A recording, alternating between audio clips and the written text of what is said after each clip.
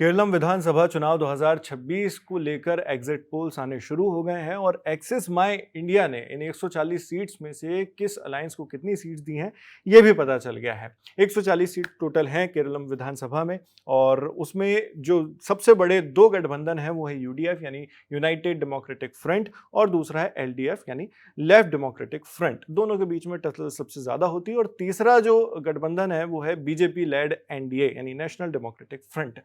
इनमें किसे कितनी सीट्स मिली और कितने वोट शेयर मिले हैं ये बारी बारी से देखते हैं। सबसे पहले यूडीएफ को 78 से 90 यानी 78 से 90 सीट्स लगभग मिल सकती हैं, ये एग्जिट पोल का अनुमान है और वोट शेयर इनको 44% मिल सकता है जो पिछली बार के मुकाबले 5% ज़्यादा होगा।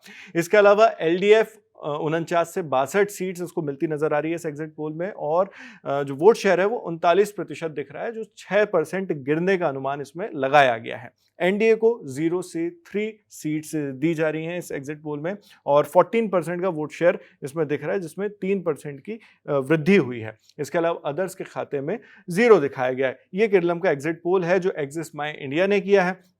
अब इसको अगर हम करंट कंपोजिशन जो है उससे अगर इसकी तुलना करें तो अभी 140 सीट्स में से एलडीएफ के पास जो लेफ्ट डेमोक्रेटिक फ्रंट है उसके पास 95 सीट्स हैं और एग्जिट पोल जो अभी दिखा रहा है उसके हिसाब से एलडीएफ को कम सीट मिलती नजर आ रही हैं और जबकि जो दूसरी अलायंस है वो है यूडीएफ यूनाइटेड डेमोक्रेटिक फ्रंट, उसके पास 42 सीट्स है मौजूदा वक्त में।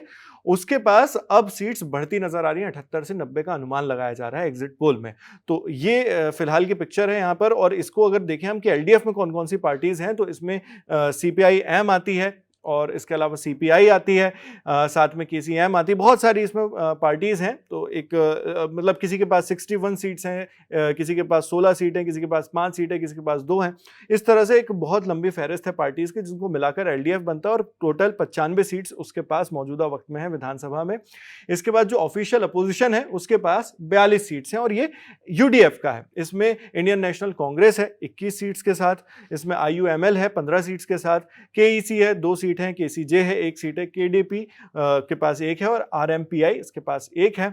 अभी के हिसाब से अगर देखें जो एग्जिट पोल का अनुमान है उसके हिसाब से अदर्स यानी अन्य के खाते में 0 सीट्स दिखाई जा रही हैं। लेकिन विधानसभा 2026 चुनाव से पहले जो मौजूदा कंपोजिशन अभी है उसके हिसाब से 1 सीट एक इंडिपेंडेंट कैंडिडेट के पास है।